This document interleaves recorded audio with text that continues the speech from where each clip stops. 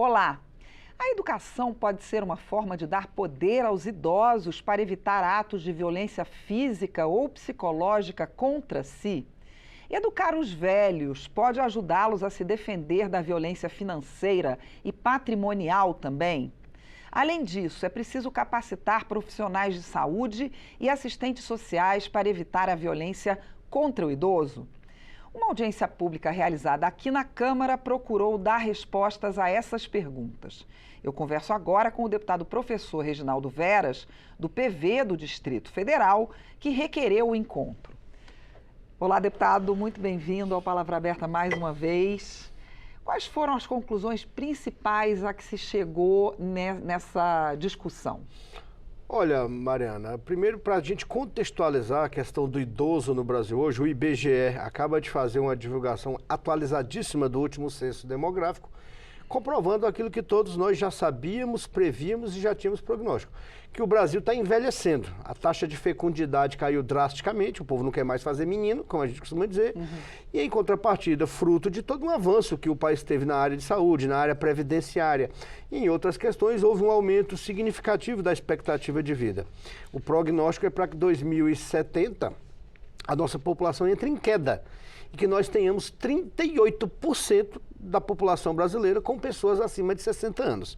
Então isso é uma realidade posta e desafiadora para as políticas públicas nacionais. Conclusão que nós chegamos nessa audiência é que a sociedade brasileira, que o Estado brasileiro, que as famílias brasileiras não estão preparadas para trabalhar a grande quantidade de idosos que nós temos e ainda maior que nós teremos. E dentro do fato de não estar preparado, entra essa temática da violência, seja física, seja psicológica, seja por ação ou por omissão. É uma problemática significativa. O Estado não tem políticas públicas de curto, médio e longo prazo planejadas, mas eu não digo ações. Nós temos um Estatuto do Idoso, que é uma legislação moderna, é uma legislação muito bem feita, mas que concretamente, na ponta, na prática, ela ainda não acontece. Pois é, deputado. Essa educação para idosos, como é que ela seria feita na prática, como o senhor falou? Isso foi debatido? Isso foi debatido e já vem sendo feito na prática. O Estado tem que criar uma política pública de mecanismo de informação e educação para a pessoa idosa.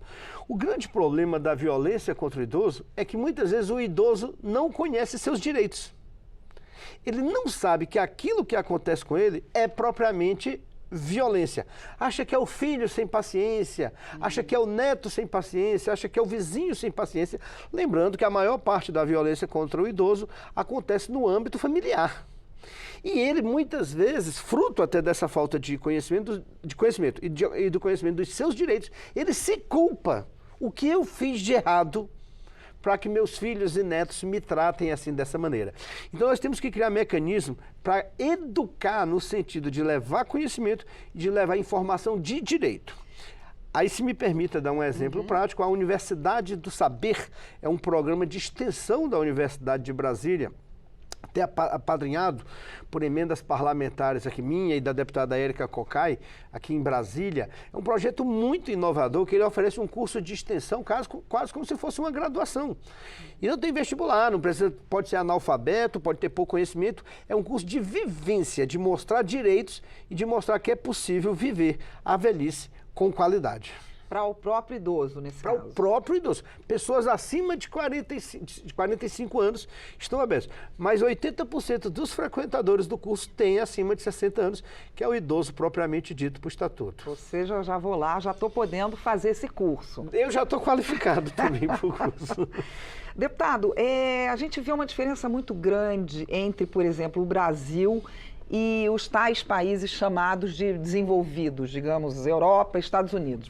Vamos usar esses dois em relação a para onde vão os idosos depois que ficam idosos, né? Ou seja, lá se coloca mais eles em locais fora da casa dos filhos ou das suas próprias casas, né, como o que a gente chamava de asilo antigamente, hoje em dia tem outros nomes, centros e tal. Qual a diferença? O que tem sido mais... O que tem dado mais certo, na sua opinião? Primeiro, vamos aqui ver a questão histórico-geográfica. Os países desenvolvidos, desde a época da Revolução Industrial, eles passaram por um processo paulatino, por um processo lento de envelhecimento. Demorou mais de um século esse processo de envelhecimento. O nosso, fruto de uma industrialização e de um processo de urbanização rápido, acelerado, né, oriundo aí da entrada do capital internacional e de outros fatores, o nosso processo de envelhecimento está se dando muito rápido quando comparado. Então, digamos que no mínimo... mais recente. E mais recente. No mínimo, eles tiveram tempo para se planejar e criaram políticas públicas para isso.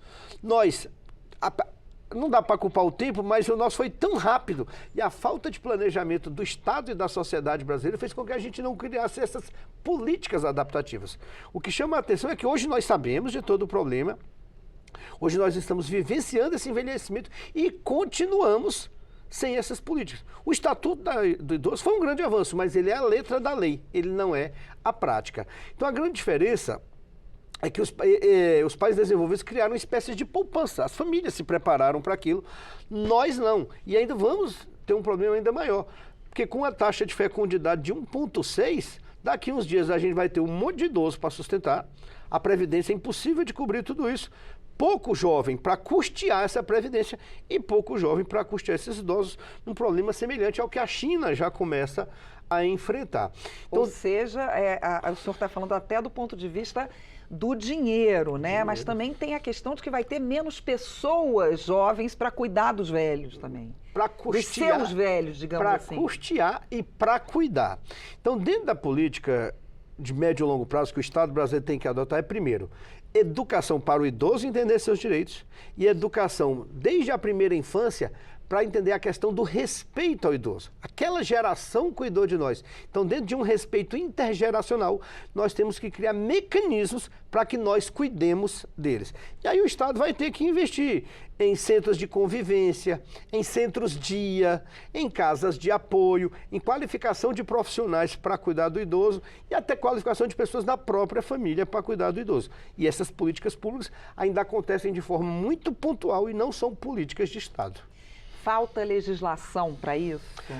Como eu te disse, o Estatuto do Idoso é uma excelente e moderna legislação. Falta é a gente colocá-la em prática. Eu sempre digo que o Brasil sempre tem legislação para tudo, mas nem tudo é colocado em prática. Mas está tudo regulamentado. Eu sei que o Estatuto já tem tempo, mas assim, a regulamentação é suficiente até para tratar de, por exemplo, haver casas para idosos, esse tipo de coisa lá na ponta? A Lei Orgânica da Assistência Social, ela é um elemento regulamentador de parte do que tem no Estatuto do Idoso. E ela já prevê casa de apoio, centro-dia, centros de convivência. Mas, na prática, isso não acontece. Logo, logo, nós que não conseguimos, a sociedade brasileira, que não conseguiu garantir as vagas para as crianças na creche, vai ter que, paralelamente a isso, agora pensar a vaga das creches dos idosos.